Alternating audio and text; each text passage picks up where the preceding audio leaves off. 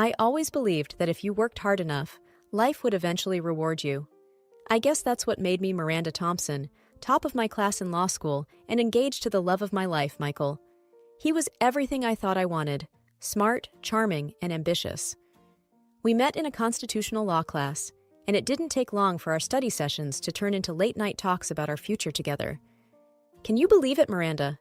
In just a week, you'll be Mrs. Miranda Richardson," Michael said, his eyes sparkling with excitement as he wrapped his arms around me. I laughed, leaning into his embrace. "I still can't believe you convinced me to take your last name, but yes, I can't wait." But beneath the surface of our perfect little world, there were cracks. My mom, Linda, remarried when I was just a toddler, and my stepdad, Greg, was the only father figure I knew. My biological dad, Dr. James Thompson, was a big shot in the medical world, but just a shadow in my life. We talked occasionally, and he sent gifts on my birthdays, but that was it. Mom made it clear she didn't want him around, and I never pushed it. As the wedding day approached, I couldn't help but feel a pang of sadness that he wouldn't be there. "You okay, honey?" my mom asked, noticing my distant look as we went over the seating chart.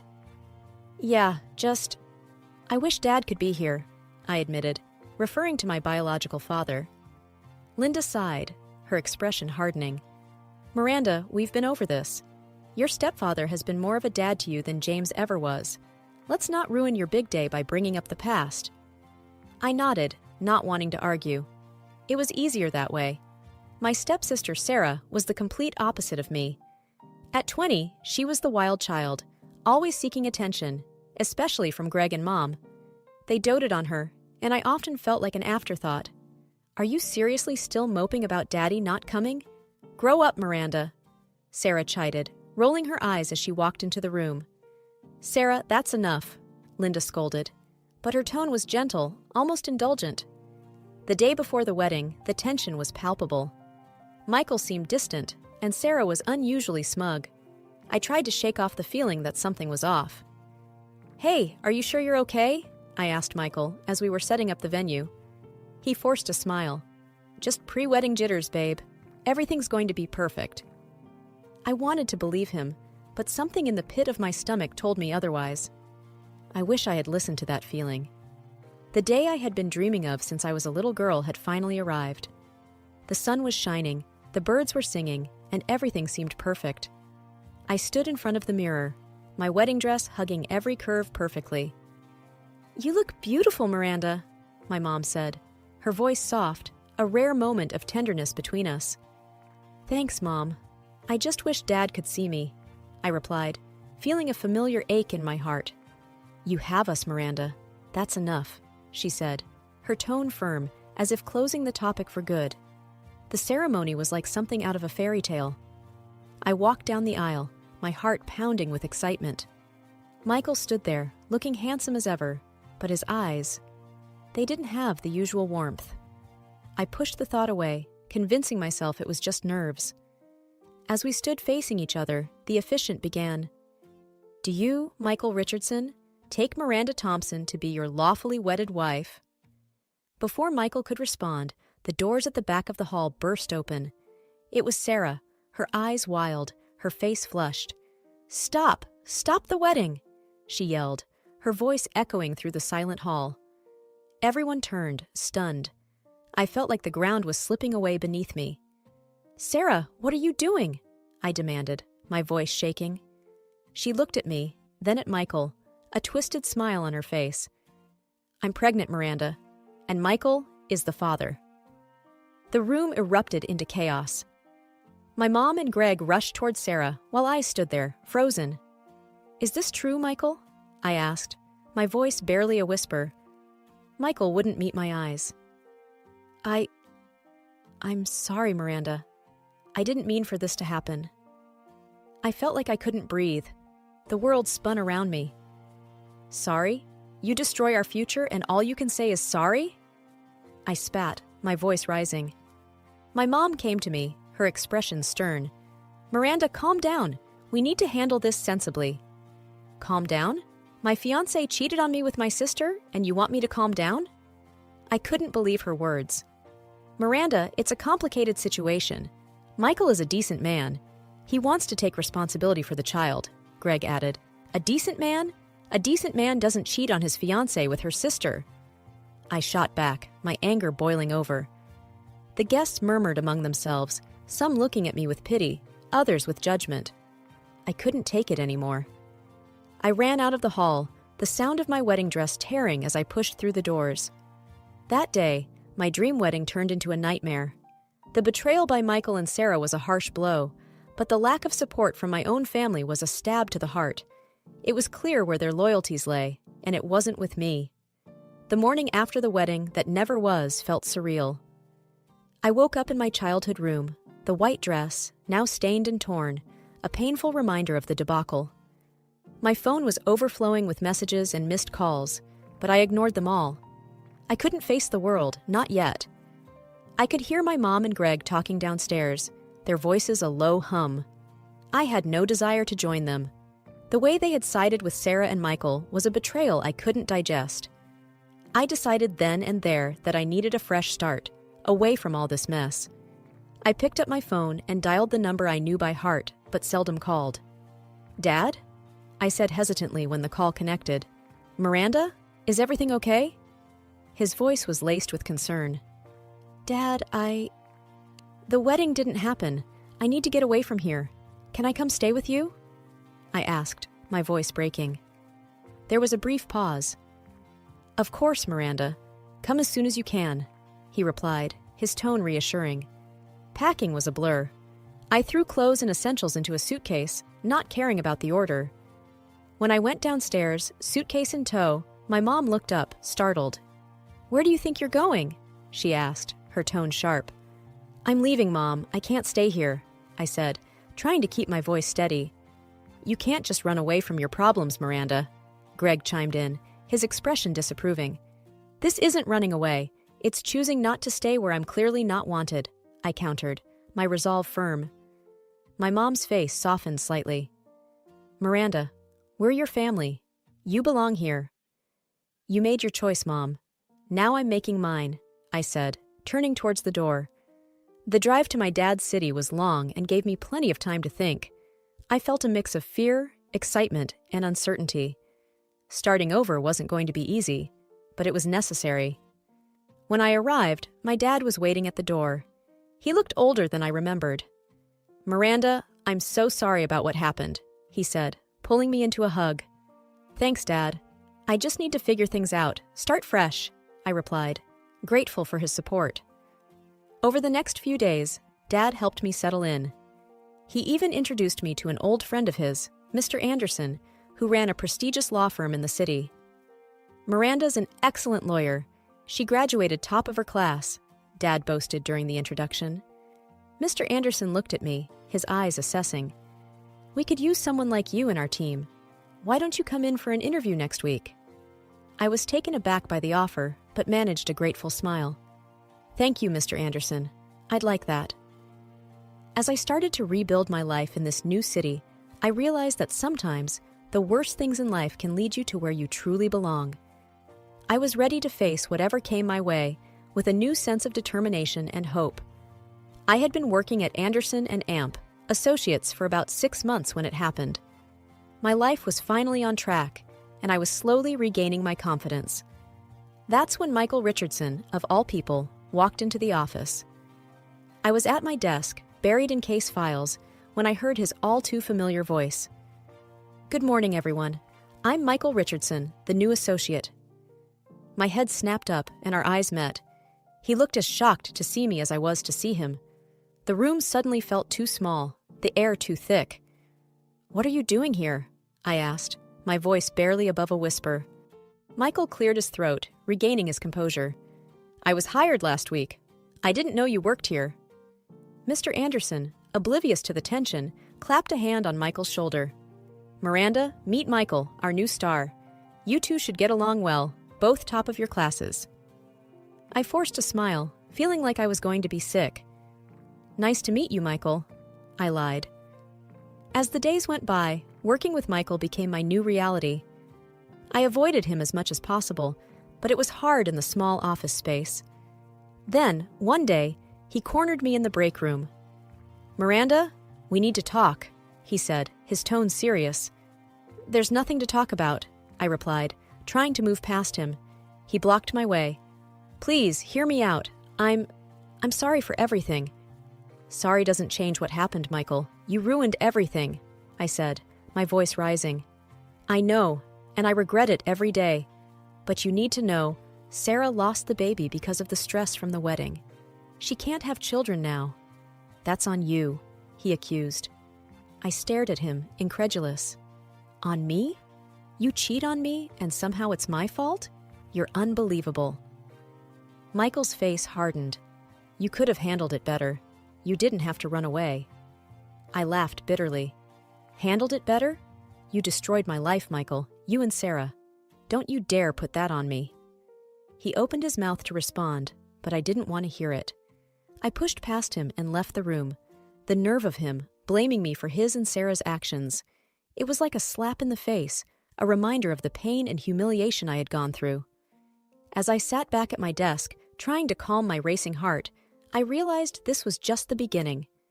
Working with Michael was going to be a challenge, but I was determined not to let him get to me. I had come too far to be dragged down by his guilt and manipulations.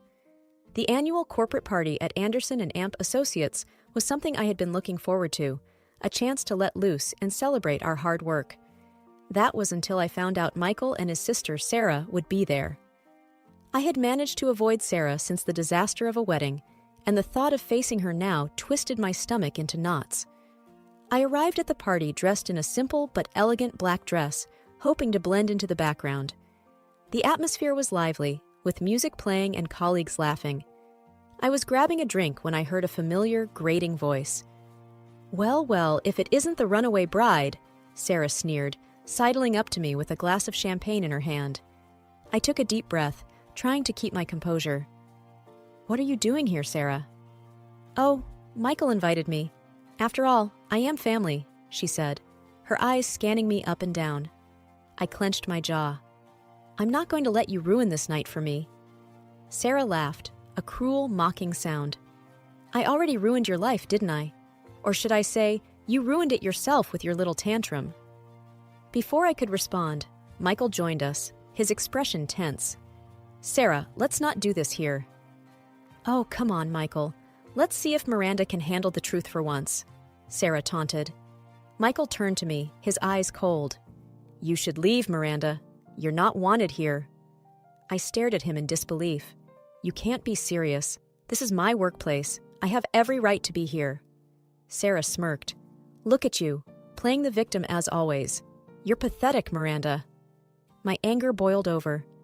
"I am not the one who slept with my sister's fiance. I am not the one who lied and manipulated people. You are the pathetic ones." Michael stepped closer, his voice a low growl. "You need to watch your mouth, Miranda. You're walking on thin ice." I met his gaze, unflinching. "I'm not afraid of you, Michael, or my twisted sister." Just then, Mr. Anderson appeared, sensing the tension. "Is everything all right here?" he asked, looking between us. I took a deep breath, trying to calm my racing heart. "Yes, Mr. Anderson, everything is fine. I was just leaving." As I walked away, I could feel their eyes on my back, but I held my head high. I wouldn't let them see how much they affected me. I wouldn't give them that satisfaction. That night, as I lay in bed, I realized that this was far from over. Michael and Sarah were determined to make my life difficult, but I was just as determined to stand my ground. I wouldn't let them break me, not again. The atmosphere in the team was tense. I felt the stares of my colleagues, heard their whispers, which became quieter as I passed by. Michael tried to tell everyone his version of events. It was painful, because I am a victim of that story, and from his words, I turned into a sophisticated sadist, because of which my sister suffered. My boss, Mr. Anderson, supported me, and that was the most important thing. Without his support, I would not have been able to work in such a toxic atmosphere. The only one who didn't know about all this was my father, but that dinner changed everything. Halfway through the meal, my dad, sensing my discomfort, quietly asked, "Miranda, you seem troubled. What's on your mind?" I hesitated, not sure if I should bring it up, but I needed answers. It's about Sarah and Michael, I began, my voice low. They've been telling everyone that I caused Sarah's miscarriage, that the stress from the wedding was too much for her. Dad's expression changed, a mix of concern and something else, hesitation maybe. Miranda, as a doctor, I'm bound by medical ethics, but you're my daughter, and you deserve the truth. I leaned in, my heart pounding. What truth, Dad? He took a deep breath. Sarah came to me a while back. She was having trouble getting pregnant. But Miranda, she didn't have a miscarriage. She had an abortion. She chose to end the pregnancy herself. The words hit me like a physical blow. An abortion? But why would she lie about that? Dad shook his head, his expression pained. I don't know, Miranda, but she was very clear about her decision. The room seemed to spin around me. Sarah's lies, the deceit, it was deeper than I ever imagined. I felt a surge of anger, not just at her, but at myself for believing her, for letting her words hurt me. I excused myself from the table, my mind racing. I couldn't confront Sarah or Michael, not yet. I needed a plan, a way to expose her lies without causing more drama. It had to be cunning, something that would reveal the truth in a way they couldn't deny. As I drove back home, ideas started to form in my mind. Sarah had played us all for fools, but I wasn't going to let her get away with it. It was time to turn the tables. Armed with the truth about Sarah, I knew I had to act smart. I couldn't just blurt out what I knew.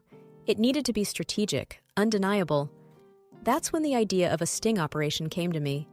I remembered hearing about a private investigator, a woman reputed for her skill in uncovering truths people wanted to keep buried. I decided to meet her. Miss Thompson, I understand you need my services, the PI, a woman named Rita, said as we sat in her inconspicuous office. Yes, it's about my stepsister, Sarah. She's lied about something significant, and I need proof, I explained, trying to keep my emotions in check. Rita leaned forward, her eyes sharp. What kind of proof are we talking about? She claimed she had a miscarriage caused by stress I supposedly inflicted, but I know for a fact it was an abortion, I said, feeling a twinge of anger at the memory. Rita nodded, a plan already forming in her mind. People slip up, especially when they think they're in a safe space. You said she likes to drink at a bar on weekends? Yes, she's there almost every Saturday, I confirmed. Good.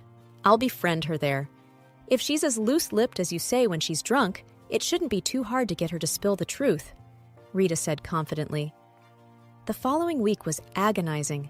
I waited, hoping Rita would come through. Then, on Tuesday morning, she called me. I got it, Miranda. Sarah spilled everything during a drunken rant. It's all on tape. I met Rita that evening to listen to the recording.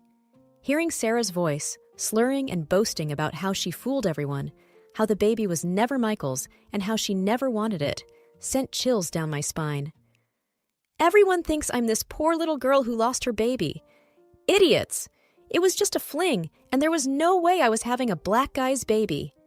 Sarah's voice echoed in the room. I felt a mix of vindication and disgust. Rita, this is exactly what I needed. How can I ever thank you? Just seeing justice served is enough for me, Rita replied, a small smile on her face. Now armed with the truth, I knew it was time to confront Sarah and Michael. But I wanted to be careful, to reveal the truth in a way that left no room for doubt or further lies. I planned to invite them to a neutral place, somewhere public where they couldn't cause a scene. The day of the confrontation, my nerves were on edge, but I felt a sense of empowerment too. This was it, the moment of truth. The day had come to confront Sarah and Michael with the truth. My heart was racing as I sat in the corner of the coffee shop, waiting for them to arrive. I had chosen this place for its public setting, hoping it would keep emotions in check. Sarah walked in first, her usual confident self, followed by Michael, who looked unsure. They sat down opposite me, Sarah's eyes narrowing slightly. So, Miranda, what's so important that you dragged us here? Do you finally want to apologize and get out of the company? I took a deep breath, my hands gripping the envelope containing the recording. I know everything, Sarah. Her face went pale, then flushed with anger. What are you talking about, Miranda? Michael looked between us, confused. Sarah, what is she talking about? I pushed the envelope across the table. I hired a private investigator. She recorded Sarah admitting everything at a bar. It wasn't a miscarriage. She lied. Sarah's eyes widened in shock, and then her gaze turned to one of malice. You sneaky little... Michael cut her off, his voice shaking. Is it true, Sarah? Did you lie to me? Sarah opened and closed her mouth, looking like a fish out of water. Finally, she slumped back in her chair, defeated. Yes, it's true. I had an abortion. The baby wasn't yours. Michael looked like he had been punched in the gut. He turned to me. Miranda, I'm so sorry. I didn't know. I'll file for divorce, and maybe we... I looked at him, feeling a strange sense of detachment. Your apology doesn't change what happened, Michael, but at least now you know the truth. Sarah stood up abruptly, her chair screeching against the floor. This isn't over, Miranda. You'll regret this. But I didn't feel scared. For the first time in a long time, I felt in control. The truth is out, Sarah. There's nothing left to hide. As they left the coffee shop, keeping their distance from each other, I remained seated, feeling a weight lift off my shoulders. It was finally over. The lies, the deceit, the pain, it was all out in the open. The next day at work, word had spread about the confrontation. Colleagues who had once looked at me with pity and contempt now greeted me with respect. Mr. Anderson called me into his office, a look of concern on his face. Miranda, I heard about what happened. Are you okay? He asked, genuine worry in his tone. I smiled, feeling a sense of peace. Yes, Mr. Anderson, I'm more than okay. I'm free. As I walked back to my desk, I felt a new sense of purpose. I had faced my demons, and I had come out stronger. My past no longer defined me. I was ready to move on, to build a future on my terms. All right, everyone's presentations are done. Nick, the manager, said as he tried to move the discussion forward. Excuse me, I haven't. I recently found out something. Nick interrupted me and began to speak. There's apparently someone in this department who didn't graduate high school and is just a part-timer. Meetings should be for employees only. Absolutely right. His lackey, Mike, of course, agreed with Nick. I'm leaving. After leaving the meeting room, I started to shut down my computer. I noticed that an email had arrived, not in my personal inbox, but in the company's shared email. Thinking, there's no point in speaking up, no one will listen, I went home quietly. The next day, I heard a commotion from Nick's desk. He was staring at his computer screen, his face pale. Nick? Is something wrong? Mike looked at the screen with him. And he turned even paler than Nick. Why is he so angry? Knowing the reason for Mike's distress, I thought to myself, serves them right. My name is Adam. My mother passed away when I was in the 9th grade, and I was raised by my father. Well, you could hardly call it being raised. After my mother passed, my father changed. He drowned his sorrows in alcohol, and though he still went to work, he squandered our living expenses on horse racing. Because of that, I had to start working part-time as soon as I entered high school. Every month, I went to the convenience store with bills in hand that couldn't be auto-deducted from my father's account. Even though I endured it because I didn't want to be alone, I reached my limit in my second year of high school and dropped out. I found a live-in job at a distant inn. Thank you for everything. The day I left home, my father, still staring at the TV, spoke. Take care. That was our last conversation. Back then, 18 wasn't the age of majority, so I needed my father's permission to work, and I couldn't hide my place of employment.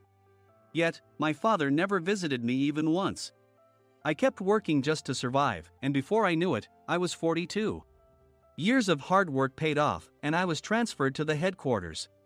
I was thrilled to be recognized by the company, as I thought I'd be working in the field until retirement due to my lack of formal education. Listen up. Our work can change the future of our employees. Don't drag us down. On my first day after the transfer, Nick, dressed in an expensive suit, spoke sternly. There was a reason for this. Our inn was located in a prominent tourist destination, known so well that everyone in the state could sing its commercial jingle. At its peak, We had 5 locations within the state. But that was long ago. Due to financial difficulties and aging facilities, only the place where I had worked for many years and the original establishment remained. I was prepared to lose my job anytime, but now there was a glimmer of hope. With the rise of social media, the tourist area where the inn was located started gaining attention again. Depending on how hard the sales department, where I was transferred, worked, we could either thrive or be forced to give up this prime location to the new hotel chains continuously popping up. For Nick, who had switched careers from another industry to strengthen our sales, this was a battle he couldn't afford to lose. I understood why he had to be strict. "I will do my best."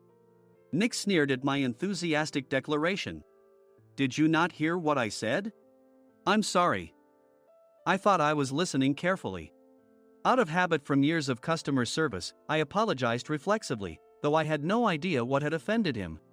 Someone was watching me with a smirk. In this department, there are those who are expected to excel and those who have been shoved here because they have nowhere else to go. You are the latter. It was Mike, the section chief. He's 7 years younger, at 35. But he was called to headquarters much earlier than I was and had been moving around within the headquarters ever since. I'm not jealous, but I can't accept that he's my boss. Graduating from a prestigious university, he has an unusually high pride and caused many problems as a newbie, making things very difficult for me when I was the front desk leader. When I found out Mike was transferred to the sales department a month before me, I was disheartened. Mike is right. With just a middle school diploma, there's not much you can do. Don't even think about achieving results. As if I didn't exist, Nick remarked, "I'm thirsty." Mike eagerly ran to the coffee maker. It seems Mike is Nick's lackey. I regretted being happy about my transfer to headquarters, wishing I had stayed on site forever. Send a direct mail to every company on this list by the end of the day. Nick only assigned me tasks that even a new graduate could handle. What? There are over 1,000 companies. You want me to send to all of them by today? Yes, if you and your fellow misfits split the work, even those with nowhere else to go should finish by today. I glanced at the employees typing away expressionlessly. They were worn out from customer service, only thinking about leaving on time, or were women reassigned after having children, with zero motivation for work. Even Sam, a new graduate from the same university as Mike, who was supposed to be among the expected achievers, had no enthusiasm for the job, having joined the company wanting to do customer service. "I don't care what they say, I plan to quit anytime," he said. Only Nick and Mike were highly motivated, making all the decisions between the two of them. I originally only wanted to work at the inn to survive and had no particular attachment to this job. I swallowed my words, thinking I had no right to reprimand them. About a month after the transfer, Nick told us with a frustrated look, "To commemorate the 50th anniversary, we've decided to create a plan exclusive for one group per day." Originally, Mike and I were supposed to come up with it, but our president, Mr. Thompson, insists on hearing everyone's opinions. "So, you all get a chance." As Nick explained, Mike began handing out prints. "Make sure not to embarrass Nick. If your ideas are half-baked, you'll have to redo them." It seemed that they had printed his handwritten notes by Mr. Thompson, which included several questions and a section for free responses. It made sense why Nick had to seek our input, given that all responses had to be submitted to Mr. Thompson. We were given a week to think about it, and a meeting was scheduled to compile our ideas. My plan is to let guests enjoy both the old and modern America. Nick began the presentations. Guests would watch a master confectioner at a nearby traditional sweet shop make sweets in front of them. The welcome drink would be premium tea in a bottle. Nick's plan was certainly attractive. After his presentation, Nick called on us to present in the order we were seated. Just as I stood up for my turn. "All right, everyone's presentations are done." "Excuse me, I haven't. I recently found out something." Nick interrupted me. "There's someone in this department who didn't graduate high school and is just a part-timer." He was likely talking about me. I joined the company as a part-timer and was made a full-time employee when I turned 20. That was 20 years ago, so Nick and Mike probably had no chance to know until recently. Meetings should be for employees only. Absolutely right. After that, Nick kept creating opportunities to solicit everyone's opinions, purposefully excluding me from speaking. The meeting unexpectedly heated up and went past the scheduled end time. A few people asked to leave, and the discussion continued with the remaining few. Still here? Normally, you'd leave in that situation. Though I had no attachment to the job initially, hearing kind words from customers made me want to make them happier. For someone like me, with nowhere to go, the inn was my home and customer service was my life. I felt pathetic about my current self. I'm leaving. I left the conference room and started shutting down my computer. I noticed an email had arrived, not in my personal inbox, but in the company's shared email. Thinking no one would listen to what I had to say anyway, I quietly went home. The next day, while preparing the DM as instructed, I heard a commotion from Nick's desk. In his haste to stand up, he hit his knee on the desk. He stared at his computer screen, his face pale. "Nick! What's wrong?" Mike, thinking he should be the first to rush over, approached Nick while still wearing his coat. He peered at the screen with Nick. And he turned even paler than Nick. Why is he so angry? Who is responsible for this company? Nick, more irritated than ever, asked, and Mike answered without checking. Probably Sam. Sam wasn't there because he was attending a morning training session for new hires. Nick gave up on getting angry and returned his gaze to the screen. They were looking at an email that arrived right after the end of the working day yesterday. Apparently, no one, including me, had checked it before leaving. The email was from a large company that used us for their annual employee trips. The president and executives of that company also frequently used our services personally. President of the company, Mr. Mason himself, had declared that neither he nor his company would ever use our services again. Well, some companies cancel their employee trips or stop using our services due to financial struggles. Let's just move on. Mike kept wiping the sweat from his forehead with a handkerchief. Knowing why Mike was so agitated, I quietly watched their interaction. Do you know how much revenue we get from that company? We can find other guests to fill the rooms, but we'll lose the banquet costs, gift shop revenue, rental car fees, and more. Moreover, the gifts were supposed to be prepared by the traditional confectionery shop involved in Nick's proposed plan. If it's known that we incurred such a huge loss at this critical time, Nick's position in the company would be jeopardized. Nick took a deep breath, seemingly trying to calm himself. All right, Mike. Go to New York right now and apologize to Mr. Mason. What? You're coming with me, right? I have urgent work to do. I trust you, which is why I'm entrusting this to you. Please. Mike, believing Nick's sincerity, agreed with a determined look on his face, saying, yes. That's Nick for you. Even if Mike went to apologize, Nick would shift all the blame onto him if the client didn't change their mind. Well, it was Mike's fault to begin with, so it served him right. About 3 hours later, Sam answered a call from somewhere and repeatedly apologized, saying, I'm very sorry. Everyone watched to see what was happening. After ending the call, he informed Nick with a weary tone. When Mike arrived at the client's company, he only made things worse, further infuriating Mr. Mason. He was demanding, get his boss here immediately. It was no wonder Sam was exhausted, dealing with such a call right after returning from training. What is that idiot doing? All right, Adam, you're coming with me. If sacrificing Mike didn't work, then I must be next. Normally, I'd want to refuse at all costs, but I saw an opportunity in this situation. If I can be of assistance, I'd be happy to join you. I obediently followed Nick, and we flew to New York. When we introduced ourselves at the reception, it became clear how serious the situation was, as the receptionist personally escorted us to the president's office. Angry voices leaked through the door, making both Nick and me uneasy. Excuse me. I'm Nick, the supervisor.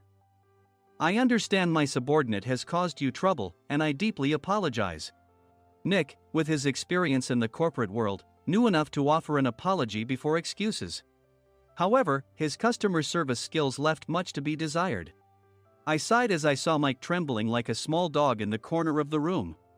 What kind of training are you giving your subordinates? Mr. Mason glared at Nick with a red face. The intensity of his gaze made even Nick take a step back. Regrettably, I joined this company only 2 years ago and was unaware of Mike's issues. I should have identified his shortcomings sooner. Indeed. I should have realized sooner. No sensible person would come to apologize and then give a lengthy presentation on the drawbacks of not using their in. Nick froze, his mouth slightly open. Suspecting the worst, I picked up the documents that had fallen to the floor.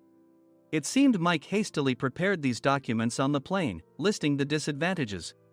Disadvantage 1: if you change the venue for the company trip, employees might suspect it's for cost-cutting reasons, leading to a negative impression. Reading it aloud half-jokingly, Nick snatched the papers from my hand and checked the contents with a furious expression. Among the stack of documents was a receipt from a nearby convenience store's copy machine. I felt a pang of dread, hoping he hadn't shown the receipt as well. What do you think he said when I asked what kind of nerve he had to do this? I'm very sorry. Faced with the dire situation, Nick must have thought there was nothing left to do but apologize. In a voice smaller than I'd ever heard from him, he uttered words of apology. He said, "I'm a Harvard graduate. I don't believe I said anything wrong." Mike! What have you done? Forgetting his plan to pin the blame on Mike, Nick yelled loudly, even in front of Mr. Mason. "I didn't do anything wrong." "You're still saying that? Look at him." Mike pointed at me with a shaking hand. "I was assigned to headquarters in my 20s and now I'm a section chief.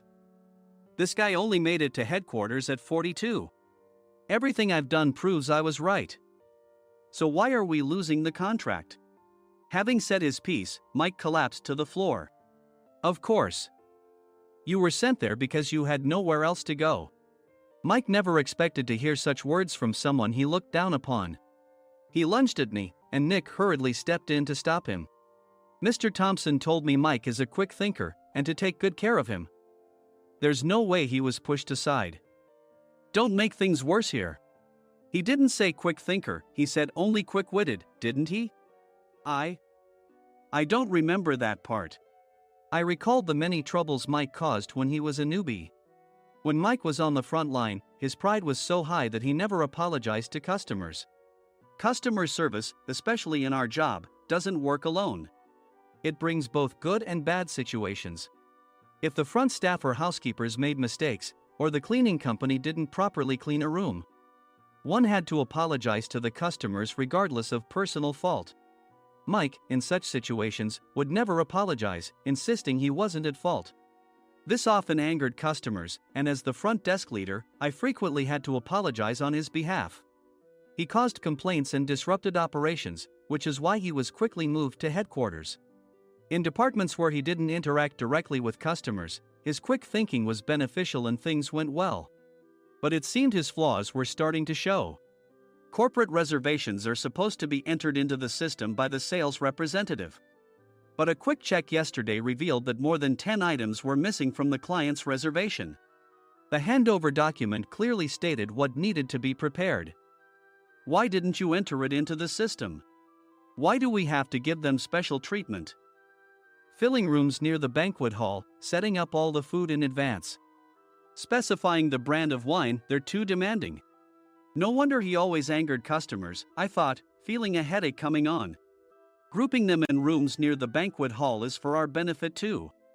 It makes it easier for the staff to set up beds and serve breakfast since everyone's schedule is synchronized. As for the other requests, Mr. Mason suggested them to lighten our load. I didn't know that. Nick finally seemed to realize that Mike was the one who had angered the client. What did you say to them? I just told them we wouldn't give them special treatment anymore. We shouldn't waste effort on things that don't bring in money. I was utterly exasperated at his lack of understanding of customer service. Of course, we shouldn't comply with unreasonable demands. But carrying over successful practices from past stays makes customers feel remembered and enhances their experience. Good memories encourage repeat visits. That's part of our job. I looked down at Mike, who was sitting on the floor. In our job, nothing is a waste. Mr. Thompson likely moved you to the sales department, hoping you'd finally understand this. How do you think he feels now that you've failed to meet his expectations? Mike, tears in his eyes, fled the president's office. I was amazed he still hadn't apologized. You have it tough, Adam. It's okay, we're all employees of the same company. I deeply apologize for this disrespectful incident. Especially after all the care you've shown us. If it weren't for you, Adam, I really would have stopped staying here. When I heard you were moving to the sales department, I was willing to reconsider if you handled it. Seeing us talk so amicably, Nick's face contorted. Do you two know each other? Adam's service is excellent. I always requested him specifically. Normally, we don't accept specific staff requests, but we made an exception for Mr. Mason, adjusting my shifts accordingly. He had personally stayed at our hotel just before my transfer, and during casual conversation, I mentioned, I'm moving to the sales department soon. If I hadn't told him then, things could have been much worse. Please continue to take care of us. I look forward to it. On the return flight, Nick awkwardly offered me a can of beer. It's still working hours. Of course, I had no intention of forgiving him for a single beer. Nick might try to pin everything on Mike and avoid any consequences. While pondering this, a startling fact came to light. Nick, the tea bottles for the plan have arrived. I handed Nick a bottle labeled with our inn's name. They look good. What are you talking about? These are plastic bottles. I had assumed we would use the trendy, high-end bottling tea. But what arrived were ordinary plastic bottles of tea with customized labels. The only unique aspect was the label, which had the inn's name, making it look customized. Upon further investigation, I discovered that a substantial amount of money was set to be paid to the tea company. It was priced like bottling tea. Does this plastic bottle really cost $100 each? The tea inside is specially blended for us. The extra cost is for that. Wouldn't it be better to use another tea company? Or is there a specific reason we must use this one? As Nick continued to make excuses, I showed him a printed email. I informed the tea company's president, Mr. Mitchell, that we discovered irregular payments and he confessed. He said you two were high school classmates and planned to split the extra money. That idiot. Why did he confess? That's not important. You should worry about yourself, this could turn into a police matter. Opening the bottle cap, I suggested. How about calming down with this tea? It supposedly has a relaxing effect. Nick drank the tea frantically. In the following days, decisions were made about their fates. Mike was reassigned to the General Affairs Department, with no chance of transfer or promotion, as per Mr. Thompson's orders. As for Nick, since the payment to the tea company hadn't yet been made, he narrowly avoided legal trouble. Instead, he was encouraged to leave the company, and to avoid further complications, Nick submitted his resignation. Rumor has it that connections between HR departments have made it difficult for him to find new employment. Even though it was good to have those two gone, something unexpected happened in the sales department. Everyone became motivated and united in refining the 50th anniversary plan. In the end, my plan was adopted. We collaborated with the Tourist Information Center to provide personalized guides. The plan, tailored to the number of guests, was truly special for the 50th anniversary. Hey, is Adam's family coming to stay?